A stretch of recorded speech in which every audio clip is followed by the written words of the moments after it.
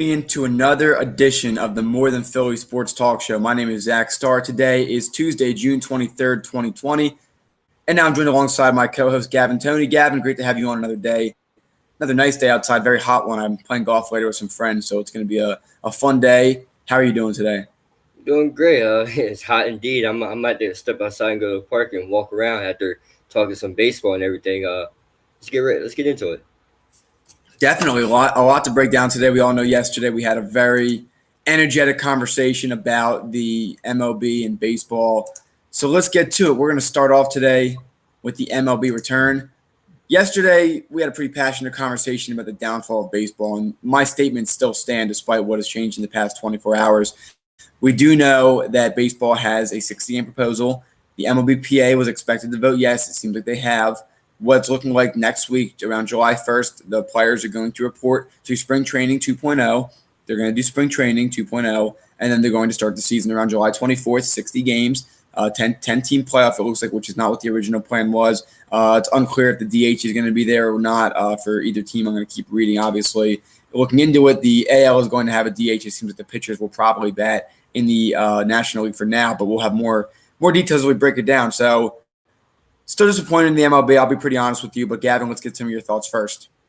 Well, congratulations, guys. You guys stopped arguing for once. And for those that think, oh, great, we have baseball back, because I know a lot of people was texting me last night and saying, well, how do you feel baseball back? It's not official. It's not official till the ink hits the paper and it's dry, and then they go. I still stand where I've been standing this whole time about this whole thing. I still think baseball is dead. And there is no recovery from this. This will always be known as a season that could have already started. I was up around 5 in the morning watching Korean Baseball League, which is actually it's kind of entertaining. Um, I will say this though, and let me make it very clear: there's no recovery from this. Baseball will always be known as a sport that argued over money instead of trying to figure out how to come back. Normally, they argue over money as soon as the season ends. The season didn't even start yet.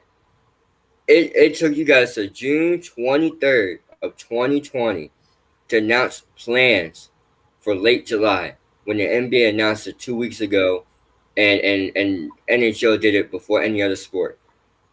So I don't think they really deserve an applause, because this is still a disgrace. The disgraceful situation that went on and that happened. And I do believe, and I firmly believe, and I'm a strong stand by it. There's no recovering from baseball, for baseball on this matter, because you just showed your ugly colors about no one cares about the game that much. You only care about majority of players only care about their money. Exhibit A, Blake Snell. Exhibit B, Bryce Harper. Now you can sit here and say, well, Bryce didn't mean it, but Bryce has a $330 million contract.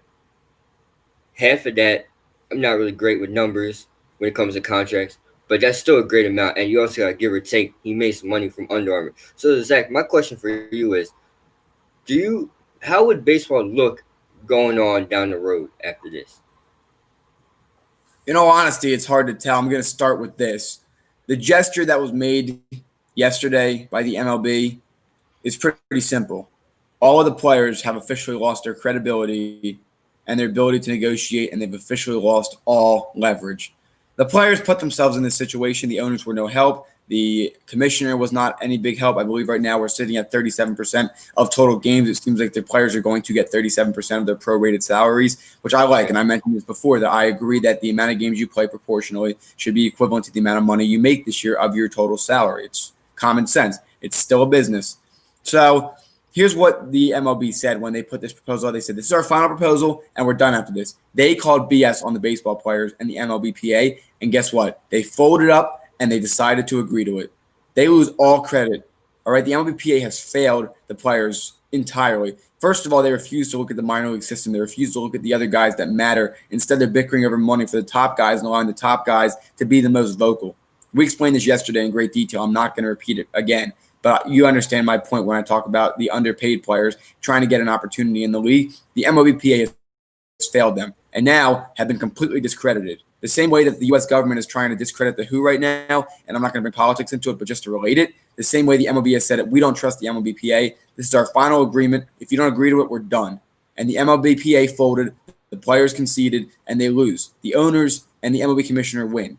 Do I like it that way? No, I like it to be equal, and I like it to be a commitment. But overall, the MLB Players Association and every player in Major League Baseball has lost their fight, has lost their credibility. And how does this look in the future, Gavin? Because you asked me that question. Yep. It doesn't look good for them. They don't have any bargaining power. There's going to be a lockout in the next few years. I know they just agreed to a bargaining agreement a few years ago, so we still have quite some time till we get there. Major League Baseball is dying still. People are not going to want to watch it because now you have to compete with the NBA and the NHL. You had your opportunity to grow again.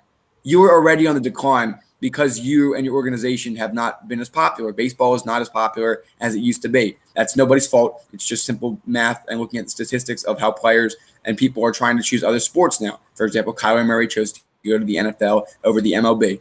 But here's what else I have to say about that. Going down the road, you had an opportunity here, and not to, no pun intended, but you swung and missed, and now you're going to pay for the consequences. And most importantly, all MLB players have officially lost their bargaining power, and it's proven who really holds the cards in the MLB. It's the owners and it's the commissioner. Well, I agree with you. And also, I want to go back. You said that the players, the MLB and the Players Association failed the players. They did more than fail the players. They kind of sold the players out. Look, I never seen a player association go back and forth, back and forth, back and forth. You and we both agree on equally equality, especially it runs through the whole world. We that's what part of our show is kind of based on too, equality. But let's get back to the baseball part. You can't have an equal deal when no side was listening to one another. I never seen something so dysfunctional, and no one was listening. That's the big thing that's going on around the world right now is people are starting to listen. They're listening. They're opening their ears. Baseball entirely was not listening to one another. One side was shouting one thing, and another was like, "No, we don't want that." And then they started returning fire, and the other side was like, "No." So I kind of like how the MLB just set in and be like, "This is what's happening, whether you like it or not." And I'm a guy. I like where both sides are happy. But at this point, if we were to continue going on how it was, there would be no baseball. And I'm still convinced there's still not going to be baseball because it's not official yet. Like I said, to the people that texted me yesterday, like, well, baseball's coming back. It's not official yet. No one has agreed on anything. They just put what they want out there now. And we don't know if the other side, meaning the players, are going to take what's that. But I guess they have no choice, right? I never seen a season that didn't even start and they had so many problems. And not to mention, too, we talk about how baseball is dying. The NBA, the NHL, this is not their time. The NBA should have ended by now. The finals, in all reality, would have ended. All right? Same thing with hockey. Summer is for baseball. But now you got the leagues that draw more attention, like the NBA and the NHL. They're coming back, and they're playing in your territory. They're playing in your time of the year. How are you going to compete with that? You could have been competing with that because you could have been started, but no, you guys don't argue about money. So guess what? Now you're going to have to compete with two other leagues that are coming back during this time. I'm not too sure about NHL. I know they're having a lot of health issues right now, and I hope that all gets solved pretty soon and gets well. But I know the NBA is coming back, and they're coming back with a full head of steam, and they're coming back with a better plan than what you guys have, and they're coming back with all their star power, and they're coming back with determined to finish the season, and they're coming right into the playoffs. They got 8 games, and they go right into the playoffs. And playoffs, Zach, I know you know this too, but playoffs and the NBA draw a lot of views, a lot of everything, a lot of attention. No one cares about baseball when the playoffs are on.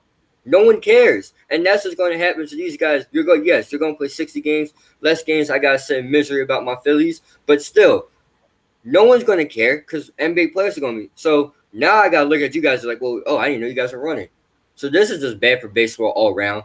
And their ratings are going to go down tremendously this year because basketball's in July now. I agree. And so in business, we talk about missed opportunities. This is one of them. So as that takes us to my next point, how are the fan bases going to look? Are we going to have more support, less support? Like Gavin mentioned, you're competing with other sports now, other sports that are more popular and a lot more liked by people. It's bad enough that you've already been on a downtrend as popularity over the past few years. But Gavin, how do the fan bases look? How is the way that you root for your Phillies going to change? And how for anyone who, even if their teams are good or not, how are you going to look at your team different after all of this has happened? Being a Phillies fan, right, I'm more used to disappointment. every year. Just been disappointed. This is the first year we get Joe Girardi. I feel like things are going to change. We add a couple of new pieces. We get some things around the management, pitching, new pitching coach, and all that stuff. Get a new pitcher. But for the fan base entirely, I'm just going to speak on Phillies fans for right now. Hello, the 76ers are going to go to the playoffs. Everybody loves Sixers playoffs. The hockey, NHL, when they figure this stuff out, the Flyers are going to the playoffs.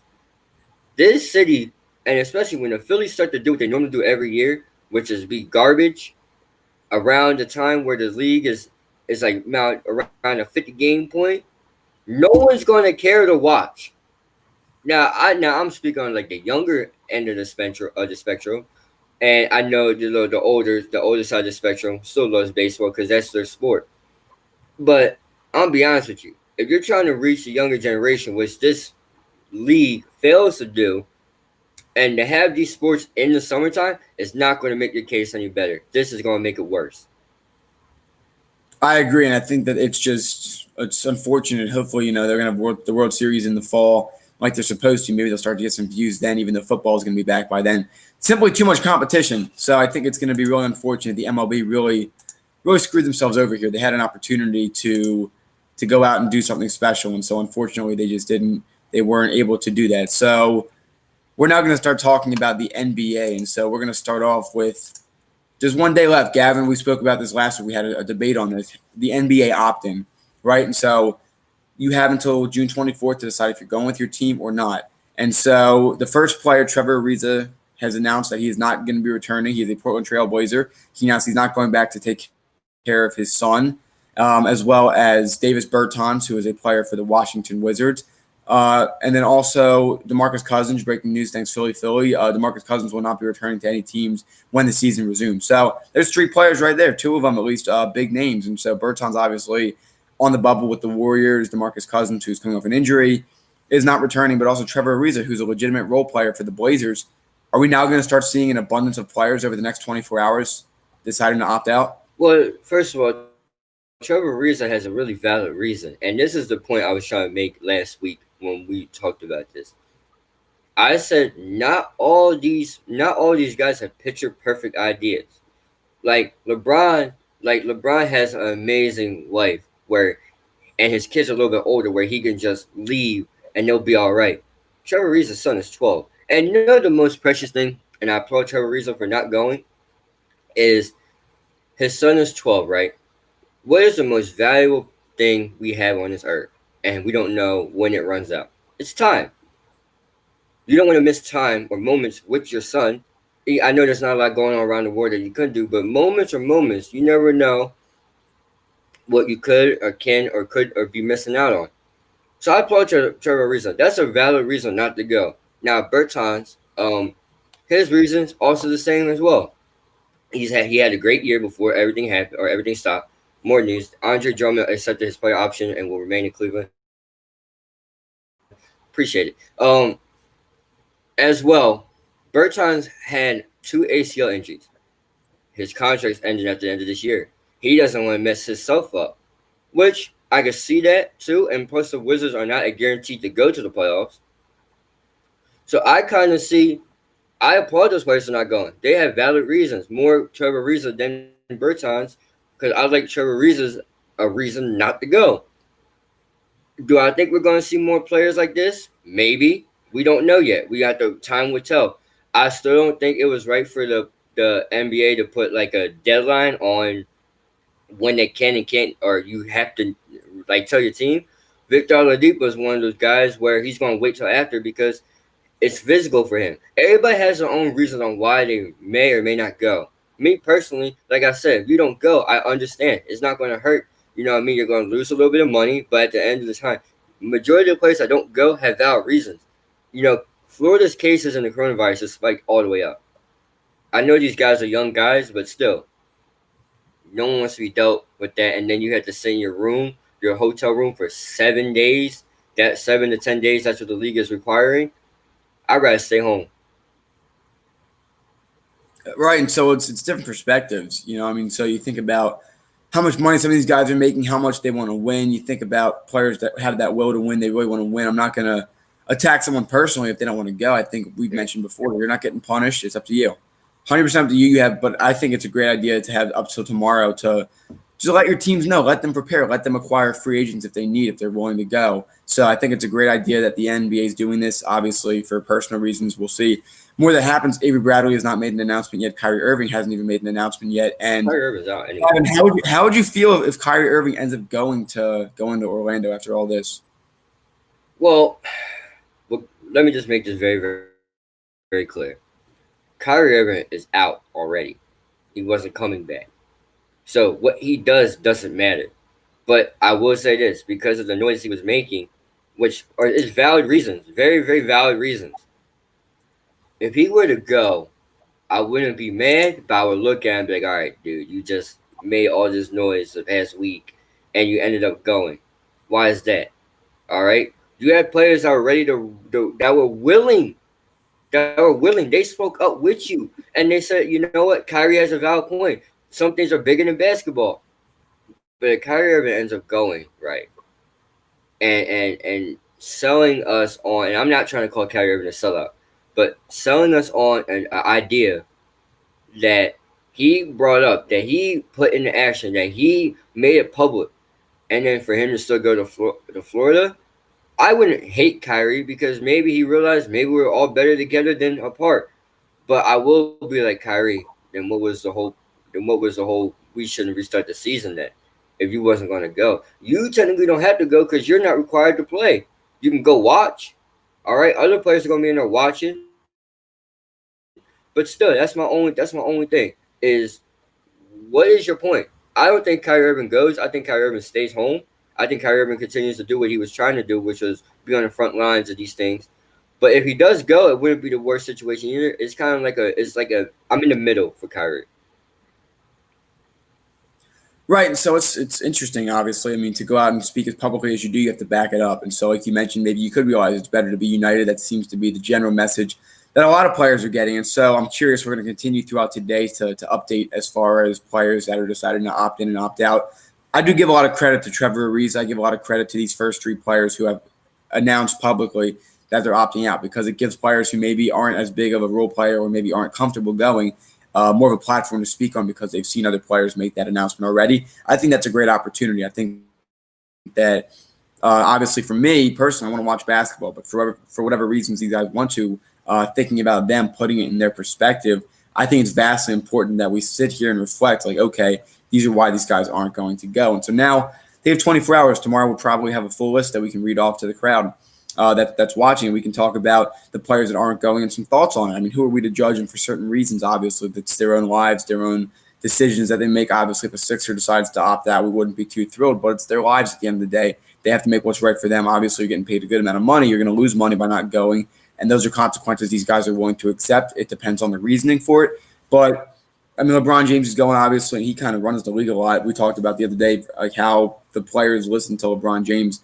vastly different than they listen to a lot of other players. So if LeBron's fine going, obviously there's from the social justice side, there's reasons that you can go. So if social justice is one of your concerns, it really can be rested assured if LeBron James is going. Gavin, you can definitely voice a different opinion if you had one on this. But if it's for health reasons or it's for your family reasons, it makes sense as well for you not to go. But you still have to acknowledge how hard the NBA's worked to ensure that they can get to this level. We overemphasize this all the time because it's been a really good plan. This is a fantastic plan that was put into place by the NBA, and they've really thought this out. And unlike the MLB, which we've been speaking about a lot, they actually from the beginning had a solidified plan, and the players were motivated to do it. And now there are going to be guys who don't want to go, and that's all right as long as they're open about it and transparent about it. After the 24th or after tomorrow, you can't be announcing if you're going to go or not. It has to be by tomorrow so that your teammates and your team can prepare and get ready for next month. Well, LeBron has a big influence on what goes on in the NBA. I don't think a lot of things don't. I mean, the league can obviously, make some decisions without LeBron's input, but LeBron has a big, deciding factor in some of these things because he's the face of the NBA right now. Him and some others. I will say this though on the social justice topic: if LeBron's going, but he's still doing his job or doing his thing on the social justice thing, I think all the players should go because once again, If he's going and he is still actively doing his part in trying to make the change, I think players should go, and I think y'all should go alongside him. Because once again, the media likes to misinterpret a lot of things that happen at these protests. And if you have a big, large following like like the NBA together, they can't misinterpret that because it's live for everybody to see. Right, I agree with you on that. If a player like LeBron James can prove, like, hey guys, we can go and play our sport, we can unite us in sports. At the same time, we can continue to make a difference. If you can't do both this, again, I'm not going to personally attack anybody, but if you can't do both at the same time, I'm starting to call BS to a certain extent for some guys. But at the same time, it's all about their own personal preference. But for that reason and that reason alone, it should not be a reason to not opt in simply because there are guys who obviously care about social justice. LeBron James has done so much for society, and so he continues to do so much for Akron, for pretty much anyone around the country and the world. He's done a lot that has been recorded for what he does, and so to go out there and to do what he does on the court, but also retain what he does off the court, that's not one of the reasons you shouldn't be going. Again, I'm not going to speak for the players, but in my opinion, that's why I feel like it's kind of an invalid point. Obviously, for health and family reasons, they're different, but it's up to the player to choose to opt in or out. And now they have until tomorrow to decide if they're going. Yeah, well said. We're just going to have to wait and see. Definitely. So let's continue moving down the list, talking about the opt in, the opt out. We're going to learn more about it as it continues. If any Sixers do decide to go out, then there's a possibility that we'll continue to bring that up on the conversation. Hopefully by tomorrow we'll have some more names if there are any. So let's talk now about the defending champion Toronto Raptors. As Sixers fans, we know them very well. Only team to take them to Game 7.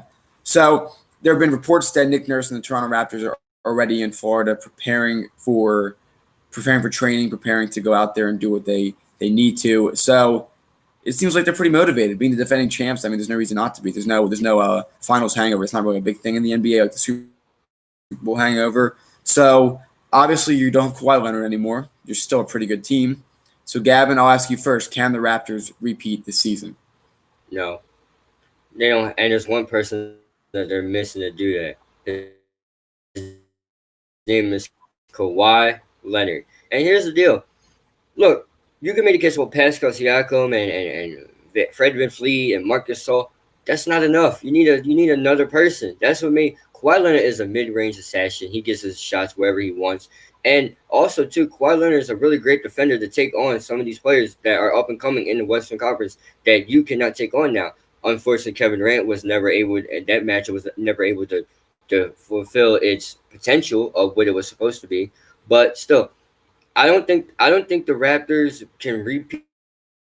I think honestly, they got a little bit worse than what last year. Well, some may say, but they're still top in the standings. But the playoffs is a different thing. And a lot of people are looking to knock you out early, quick, and fast. No one wants to see the Raptors. No one in the East or in the playoffs want to see the Raptors go again, because this time they could make the argument and say, well, they didn't have Kawhi Leonard, so we really that bad. And plus, there's a lot of teams that got better in the East this year that can give Toronto a run for their money. And also, you got to look at the guys that have around there. None of those guys are consistent on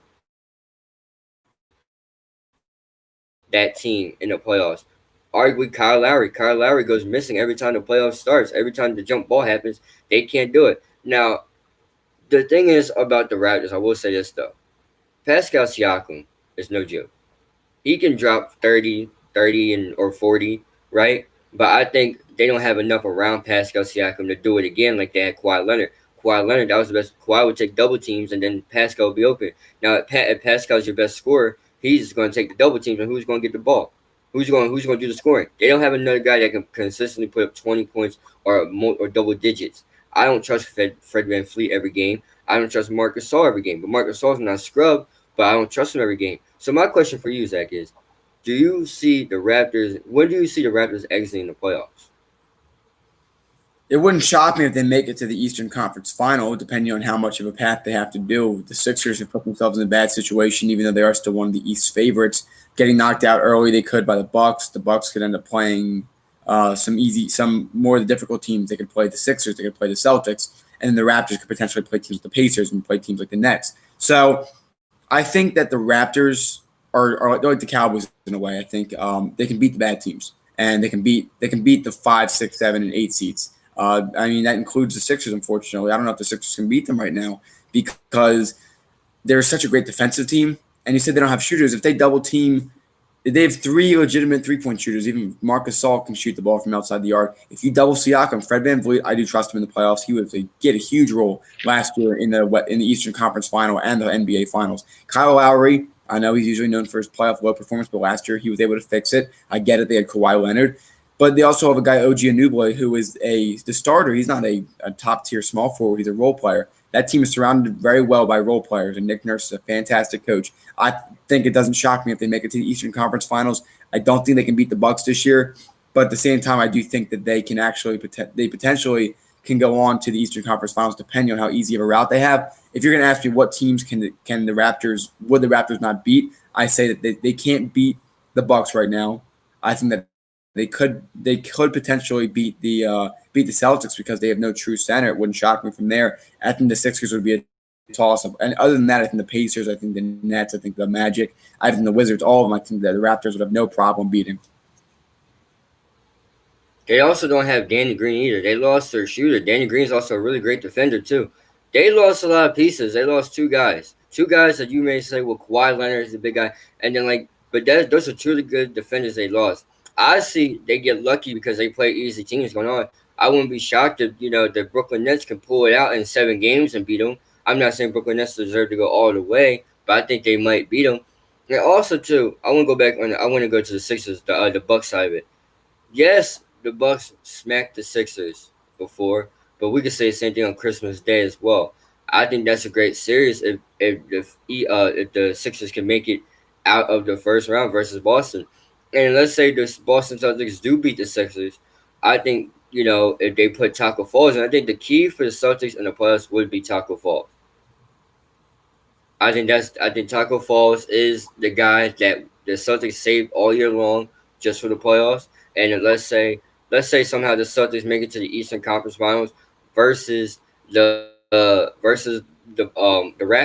Who's going to guard Taco? You said they don't have a true center, but Taco Falls is 7 and God knows what, because I don't even know. He's way taller than me. I got to look up to the guy. But the thing is this. At the end of the day, the Celtics do have a guy on the bench that they bring out for fun here and there. And if Taco Falls does end up going to play, which I don't know if he was on the verge or not, if he's actually going to go, I think the Celtics, if they use Taco Fall in the playoffs, it will be a scary sight to see because he's taller than everybody in the league. But I do think it's doable for the Sixers to come out and anybody. I disagree. I think the Sixers are not ready for the playoffs from a coaching side. I don't think they have the players to do it. I think Joel Embiid, unless he magically becomes Superman overnight, which he potentially could be, him and Ben Simmons don't have the mentality to get the job done. More obviously, we're focusing on talking about the Taco Fall situation. I think that if the Celtics still had Al Horford, they'd be a championship favorite. Because look at their team. They have a fantastic point guard in Kemba Walker, who is the ideal guy, can shoot when he needs to. Great playmaker. Jaylen Brown's a great complementary guard, which is what you want in the shooting guard position. Jason Tatum's the team superstar, which is perfect. Gordon Hayward at the power forward position. Not worth his money, but definitely still a very talented player. But you also take a look at the center position. You have Enes Kanter in there. You have a couple other guys that come in. That's kind of a committee position. It's a shame that they have a solidified center. I think that is a big difference for them. It wouldn't shock me if Boston could beat the Sixers. The Sixers really fell off at the end of the season. I don't really know what happened because they really fell off. But I think that they potentially could put it together. Glenn Robinson, the third, could potentially start at the 3, or even Shake Milton at the 2 and bump Josh Richardson to the 3. At the end of the day, defense is what's important. And the only reason I give the Sixers a potential of going to the finals is because they are the best defensive team in the Eastern Conference when they try. Because you can say the Bucks are the best defensive team. You could say the Heat are up there. You can even say that the Raptors are the best team. They're a great perimeter defense team. But let's be honest here. The Sixers are the best defensive team when they want to be. They need a new coach because their coach doesn't do a good job of motivating them. And I think that Ben Simmons and Joel Embiid are pretty soft. At least they're not tough enough to be able to do what they need to. They can. It all sucks. It sucks to say that they can. But I think in all honesty that they can't get to the playoffs. I don't think they can get to the finals unless they're aggressive on offense because it becomes very obvious shooting. Did you just call Ben Simmons soft? Yeah. Did you call Joel Embiid soft? Look at how he was treated versus Hold on. Giannis the last two Just hold games on. against Just the Bucks. hold on.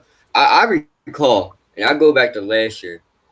There's only one person who Giannis really just can't run down in the paint and do whatever he pleases, and Joel Embiid is that guy.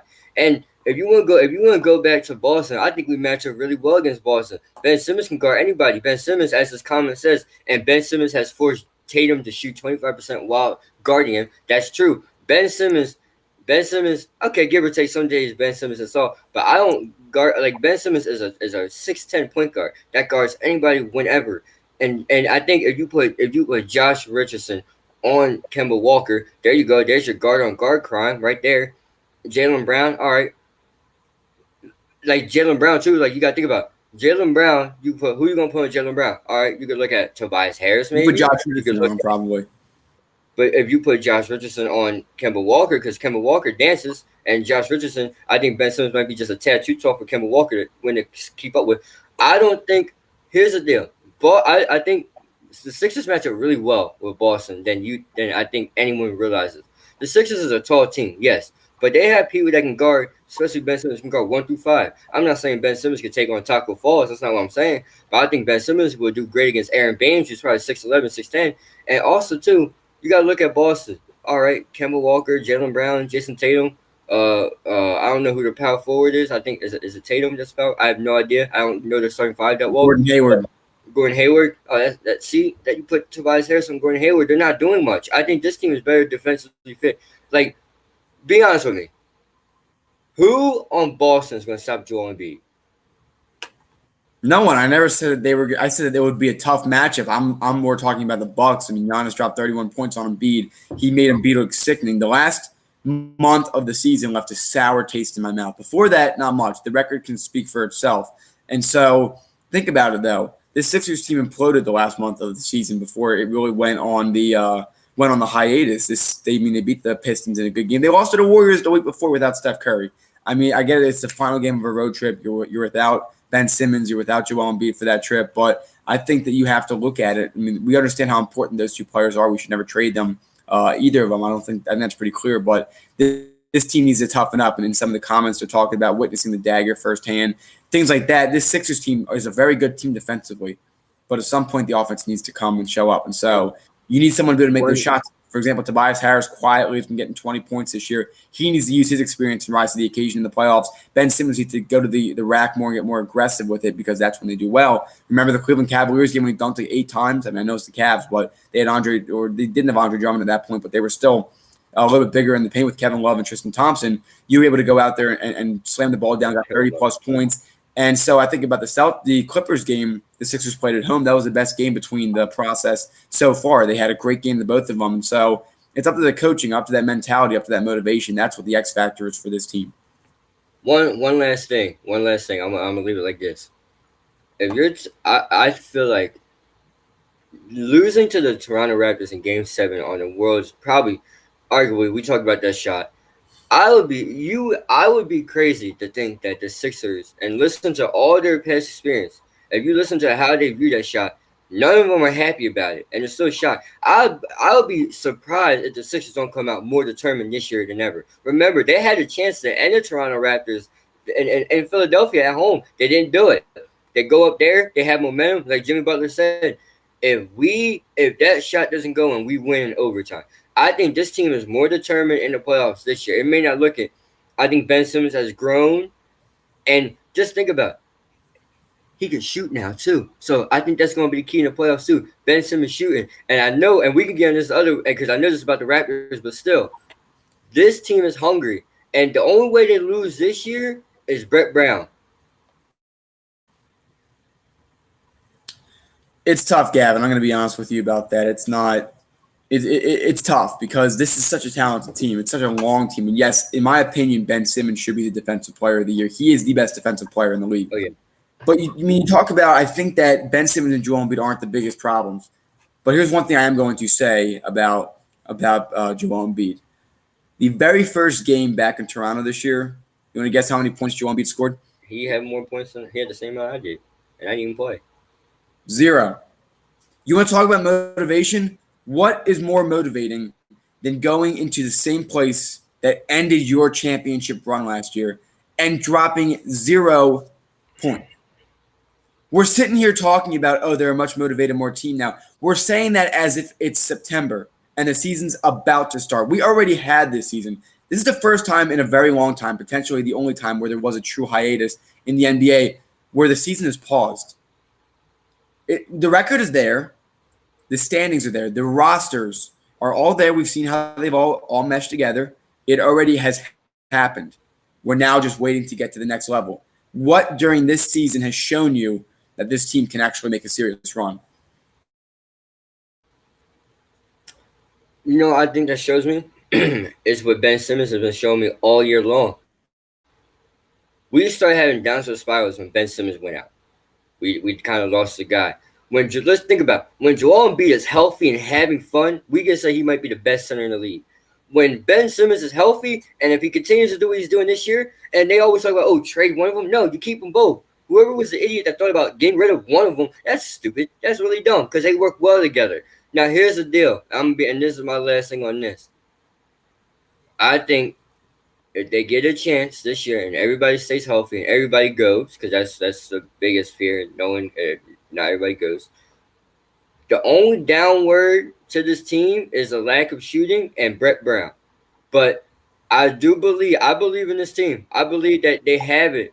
They got close every year. Arguably last year more than ever. And I know we don't have Jimmy Butler, which could hurt us, could kill us, because Jimmy Butler was a straight killer in the playoffs. But still, if you're telling me you want to go against arguably the best center in the league and arguably could be top 10, top 5 point guard in the league too, and pick another team, I don't know about that. I think I roll with these guys. And they're tall. Ben Simmons has handles for 6'10". That's kind of awkward, and he moves quickly. I still think the Sixers have a great chance to beat Boston. They have a great chance to beat Boston. Now, Giannis and the Bucks, on the other hand, that's a different story for another day. But I do see him coming out of the first round at least. I hope this hiatus gave Joel and Ben a really good time to reflect. But in my opinion, I think Tobias Harris dropping 20 and 5 a game, 20 and 5 assists at most. I think that's a really great ask for a role player. I think he was overpaid, obviously, but he did his job. Ben Simmons is doing his job. I think Joel Embiid, for the most part, does his job.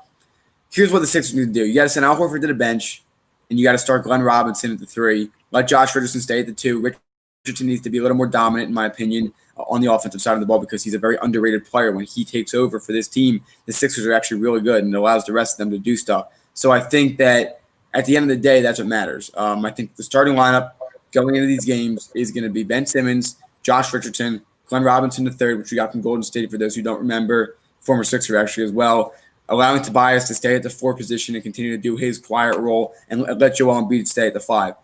I like Shake Milton. He's not going to be starting, in my opinion. I think Glenn Robinson's a better start, a more experienced player. I think Milton off the bench. I think Korkmaz off the bench, and obviously Al Horford off the bench.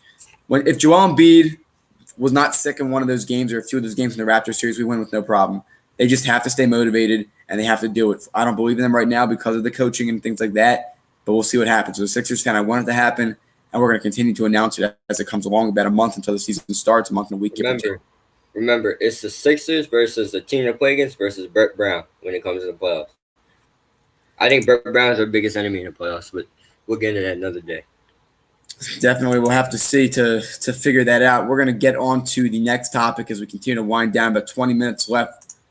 Let's talk about literally the biggest laughingstock, I think, in sports cities in the United States. Let's talk about Detroit. Specifically, we're talking about the Pistons, but just a little background. The Tigers don't do much. They did draft Patrick Mahomes, so actually the Detroit Tigers have drafted more Super Bowl winning and quarterbacks than the Detroit Lions have. We know the Lions are a dumpster fire. We've already talked about them. We've already talked about obviously the Red Wings. We've talked about before. We've talked about with all the teams in Detroit, how much of a dumpster fire they are. Let's talk about what is Detroit doing. They just brought in a new GM. They're currently looking at the coaching situation. It seems like they're pretty pleased right now with it. But Blake Griffin's prime is over. His lifeline's starting to expire. You got rid of Andre Drummond. You still have the older Derrick Rose out of his prime. Gavin, what's Detroit doing, and is there really an outlook for them to get back to the playoffs? Remember, they were in the playoffs last year and got swept by the Bucks, and we do know that Blake Griffin was hurt this year. How are they going to actually look next season? Detroit has no game plan. they're running into this with no game plan. And I hate saying that because I like Dwayne Casey as the coach, or I love Derrick Rose, Blake Griffin. Those knee injuries have been coming more consistent now for Blake Griffin. He had a knee injury going into the playoffs last year. Ultimately, got a standing ovation when they got swept.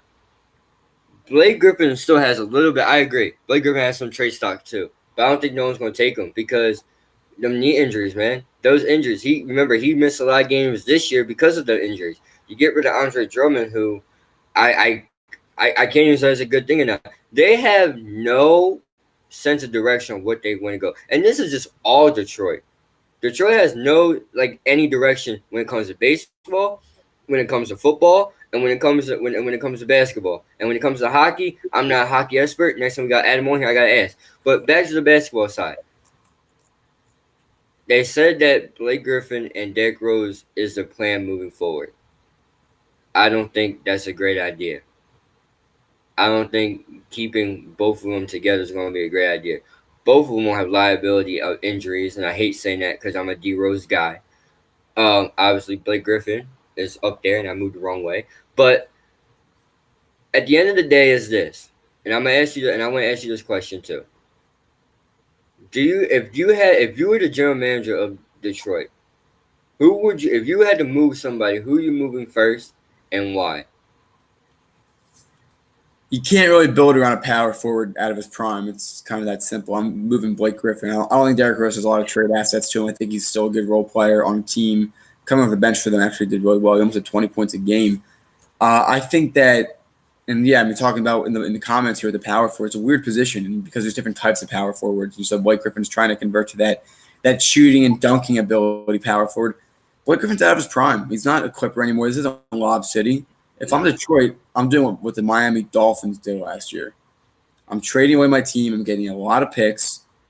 I'm tanking, and I'm getting a true player that my team can build around next season. I don't know who the top prospects are moving forward. We actually have someone coming on tomorrow to discuss that with us, so stay tuned for that. But, I mean, they're going to have to do something. At some point, you got to cut it off and say, okay, we're on the verge right now. We're on the bubble. When you're on the bubble for a few years, you got to cut everything off and say, let's rebuild, take 2 or 3 seasons, and get back to where we were back when they had Rick Hamilton on the team and the Pistons were actually a respectable franchise. Mm-hmm. Because the Pistons have been respectful. They're not like the Lions who have had a long range of unsuccessful endeavors. The Pistons have had success. It's possible, but you got to hit the reset button because whatever you're doing right now, you're just trying to put Band-Aids on a scab or scar that's way too big. So if I'm the Pistons right now, you brought in a new front office. You have a good culture with your coach. Dwayne Casey's a very good guy. Now it's time to reboot. You have that culture. You have the front office fixed. Unlike the New York Knicks, the Knicks are a team that really Knicks have no direction. The Knicks have no direction either. But at least Detroit has a stable front office now and a stable coach. That's a good start. Time to tank. Time to rebuild. Time to collect assets. That's what I would do if I was in Detroit now. The thing about Detroit and versus the Knicks, and Detroit has, at least they have players, past MVPs and then a past couple All-Star appearances for those two guys. They got a great coach, and they got a new general manager. The thing that sucks about the Knicks, and anyone that's a Knicks fan in here, I'm sorry. It starts with your owner, and it goes down. Your owner does not know anything about basketball. Your owner doesn't even care about basketball. And another thing about your owner, too, is your owner got in the way of getting Kevin Durant last year, which arguably could have got you Kyrie Irving, and then if you would have got lucky and got Zion Williamson, you could have packaged them away and got Anthony Davis, and boom, you would have had Big Three, and the Garden would have been popping again. No, that's not the case. Your owner's like, I don't really want to pay Kevin Durant. I don't care if Kevin Durant's coming off a broken leg, Achilles, anything that's wrong with his knee. It's Kevin freaking Durant. I'm still going to give him the money. So that's where y'all messed up at. Also, not to mention, but I'm going to mention anyway, the New York Knicks are a laughing stock because they don't have no direction. At least the Pistons have Dwayne Casey, Derrick Rose, a new general manager, and Blake Griffin. You could build off that somehow, some way. Dwayne Casey is a great defensive mind coach. I think he still got dealt a little unfairly in Toronto because he was coach of the year. But that's neither here nor there. Look, what I'm trying to say is this. Yes, Detroit doesn't have anything to show for it right now, but it's better than what the Knicks got. The Knicks stink.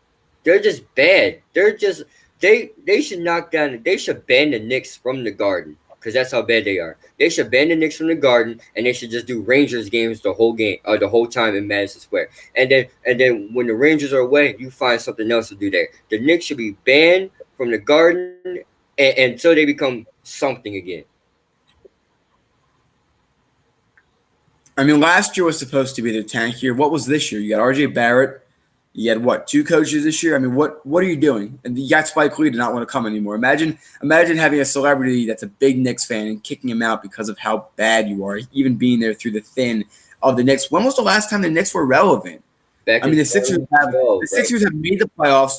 The Sixers made the playoffs in 2012, tanked a lot, went back to the playoffs now 3 times in a row, and the Knicks are still garbage. At least the Pistons were in the playoffs last year. And now they have a Coach of the Year candidate. They have a better front office. I don't know what the Knicks are doing. What's their plan?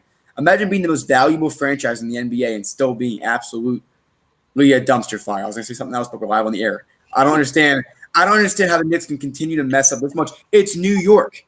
How do you not want to go to New York? That's how bad of a front office it is. It starts at the top in the NBA. I disagree with what they said in Chicago about organizations winning championships, but organizations are a good start. Organizations are where you recruit the players from. I don't want to go there if they're trash. I don't get what's going on with the Knicks. The Knicks have ruined careers. The Knicks are continuing to be a dumpster fire. I don't know what they're supposed to do. And that's why, again, we're talking about Detroit. Detroit knows what they're doing. Detroit has a better idea of what's going on with a new front office and trying to actually begin to recruit. They notice the issue, and they're going to be able to be successful in the future, hopefully. Again, I don't think Blake Griffin's the answer there. But we'll bring it back to the Knicks. What are they going to do to become relevant again? Because they're just a laughingstock, and it's embarrassing. The Nets, their little brother, the Nets downstairs are doing a lot better than them, and they deserve to play in the Garden more than the Knicks. Ladies and gentlemen, I'm going to say this last thing. I know we got to move on. Look, the last thing on Detroit. The Detroit Pistons have young pieces, as the comment said. All right, they got Luke Kennard, Christian Wood. I don't think Blake Griffin's the answer around there, but they still have Blake Griffin. They still got a great coach. They're going to be just fine. They just need a couple pieces here. Give them like 2 years. They're going to be in the playoffs, and they're not going to just get swept. They were in the playoffs last year. On to the Knicks. Ladies and gentlemen, Spike Lee, the biggest Knicks fan you will ever meet in your life. I applaud Spike Lee for many reasons.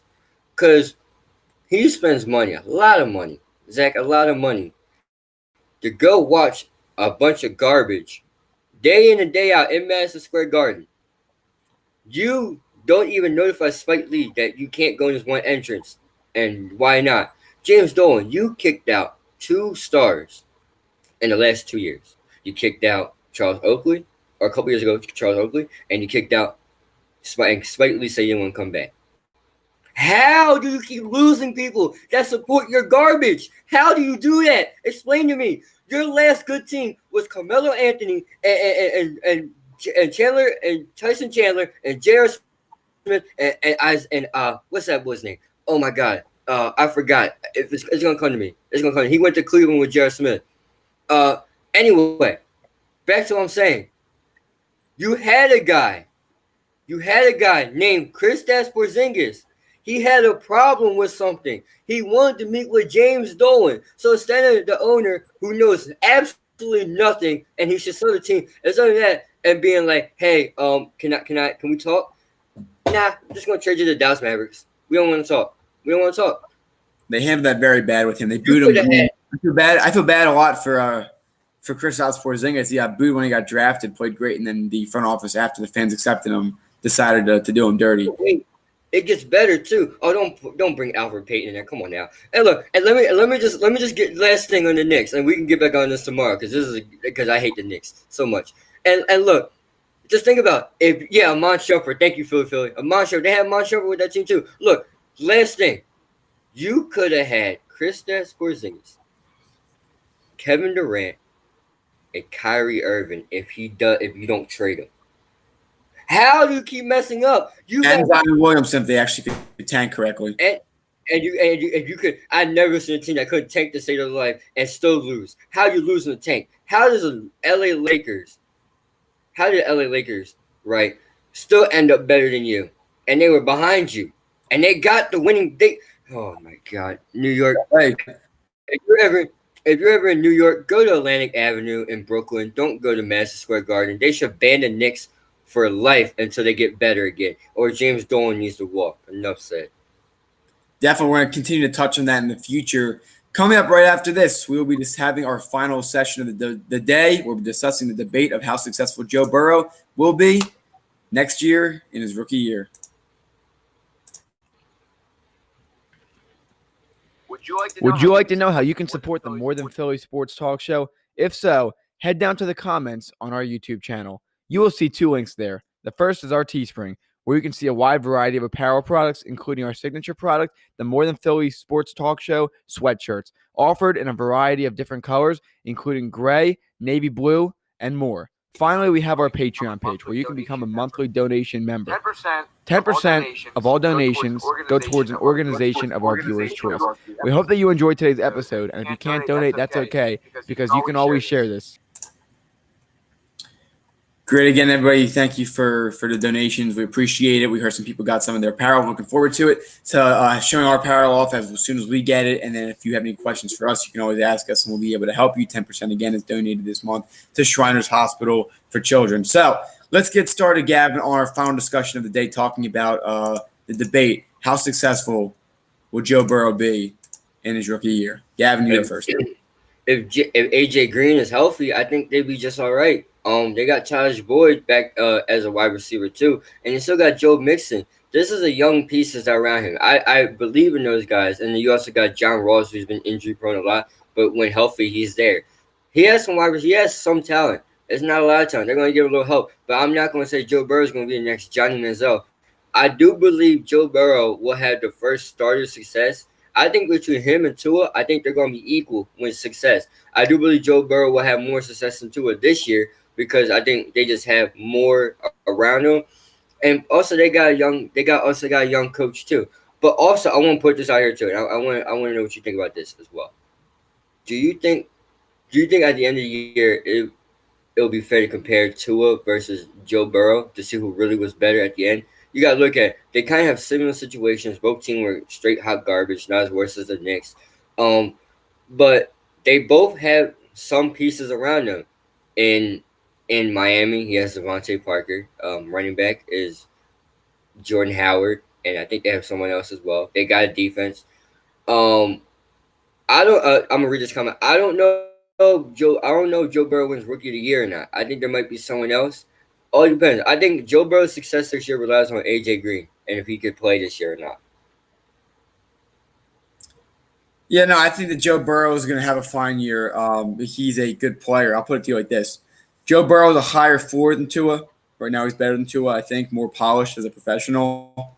But his ceiling is lower. His accuracy is a little bit off. He had one fantastic year. He was a 70+%, almost 80% thrower, which is great, but that's 1 year versus Tua, who had many years of consistency. So I have one comment here I'm going to read in just a quick sec about Miami. Miami is more polished of an organization than Cincinnati is.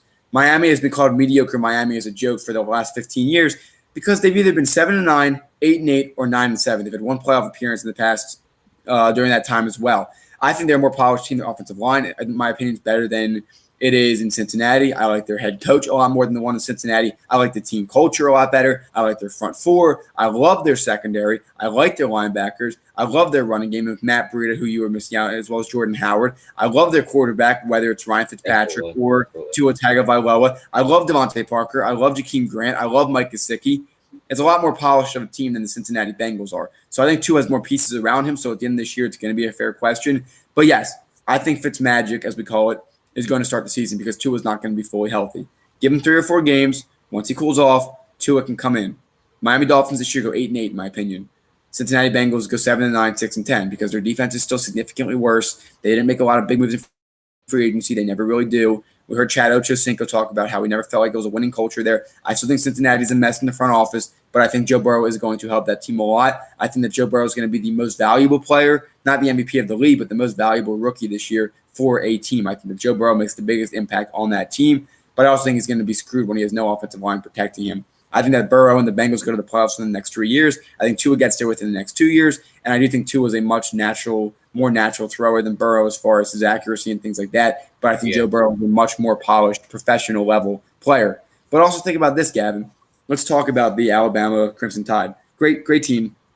Two of the wide receivers from last year that he threw to were in the NFL. You take a look at a few different guys that were on that team that are very talented. The defense is very good as well. Played Clemson, played LSU, played a lot of talented teams and beat them. The SEC is no easy conference to go in. So, I mean, Tua had a lot of pieces around him, but every player on that offense for LSU got drafted or signed after the draft this year. Every player on that offense, all 11 of the starters. Justin Jefferson was there, and the wide receiver number 1 is going back for another year. Jamar Chase, the running back Clyde Edwards-Helaire is a great player. The offensive line's top tier. So I think that, frankly, LSU is a lot better of a fit for Joe Burrow than the Bengals, and he's going to need some time. He can prove he's a system. He can work in a good system. He needs a good O-line. Most quarterbacks do. I think Tua is going to be a little better at first because of his ability to get out of the pocket, things like that. I think Burrow's going to struggle early on, but I still think they're both very competent, and they're both very deserving of where they were drafted, and I think both of them meet expectations. That's a pretty nice break, so I'm not going to lie. Thank you very much. I think Tua's gonna have a better. I think all around Tua Tagovailoa has been better than Joe Burrow, and here's why. Even though Tua doesn't have that many national championships to his name that people think he should, Tua at the gate was just fantastic. He comes in, you come in versus Georgia, and you come in and you light them up, and you come and you win. All right, who does that? Especially at halftime, you just change from Jalen Hurts to Tua Tagovailoa. Also, I would like to mention too, Tua Tagovailoa doesn't throw that many interceptions. He really doesn't. I think, like you said, Tua's a more natural-born passer, and I like the pieces better around Tua and just on the Miami Dolphins. I wouldn't be surprised, Zach, if they might slide into the 9-7 range. They might even take a wild card spot. I know we can get to the other day because there's other teams deserving to do it. But I think Tua's team is more ready to get into it and be like start throwing jabs and making their way into the playoffs, or putting their name into the playoffs, or getting eliminated around like week 15. I think Joe Burrow needs another offensive line, like you said, and I think Joe Burrow's success, and I'm gonna say it again, runs around AJ Green. And I will say this though, the reason why the Cincinnati Bengals were good, if you even want to call it good, because I don't know if you consider this good or not. You go to the playoffs, right? They have how many playoffs appearances have they had since Marvin Lewis, right? What do you want to say, like 5, 4 maybe? Not much success in those years, regardless of how many they got to. Well, they don't have a playoff win at all. Does so now? I think also too, when you look at Joe Burrow's situation and you look at Tua, there's a lot more pressure on Joe Burrow too. Because Joe Burrow, you did a lot of taunting last year too, my friend. You did a lot of just ring finger pointing stuff too. A lot of people are ready for you to produce, and not to mention, but I'm gonna mention anyway. You're only like 2 hours away from your hometown, so that they're also rooting on you too. I think Tua has a better situation, but I do believe that Joe Burrow would do 8-8, maybe 7-9 this year. If you have to choose one rookie this coming season to be a bust over the next few years, who would it be? Let's let's stick to the first round in the draft. To be a bust, I think it might be Justin Herbert. I think Justin Herbert didn't deserve to go that high. I still believe they could have got Cam Newton in that position. I don't think Justin Herbert's a day one get ready quarterback to go. Look, Justin Herbert he's raw talent. All right, I don't really know much about him, but he's raw talent. I will say this about Justin Herbert though. I didn't really watch much about him, and you got to look at the talent that LSU faced. LSU faced Alabama. Alabama also played against harder teams, and they also played against easy teams. LSU played against Clemson as well, and then they also played against Georgia too in one of those games. So you got to look at the talent and the competition they played coming in. Who did the Pac-12 or Oregon? I think that's where he's from. Isn't really known for that much of great competition. So Justin Herbert is easy to make a name that way. So we just have to wait. But I think Justin Herbert might be a bust. Yeah, it won't shock me. That's a really good roster. I think that out of all the rookie situations, I would say, besides Tua, I think Justin Herbert's in the best situation. We'll see what happens. So, Gavin, anything else you wanted to say to our viewers as we wrap up today's edition of the More Than Philly Sports Talk Show? Follow us on Instagram and Twitter. And also, I want to go back to a comment when it comes to our hoodies. Philly said he got one. He loves it. It's comfortable. go get one. I know it's summertime, but hey, winter's coming pretty soon, and it gets cold in the house too. But no, thank you guys for coming, and have a great day. Thank you again, everyone. Follow us on Instagram. Follow us on Twitter. We have updates going there, links, everything like that. Thanks again, everyone, for joining us. We look forward to continuing the show with tomorrow. We have Don Amoroso coming on to speak about 2 different topics, both high school and college recruits for basketball, some potential guys in the upcoming years, as well as the New England Patriots. Can Jarrett Stidham really be the answer? Thanks, everybody, again, for joining us today. We have some more exciting guests coming up this week, and we will see you all tomorrow.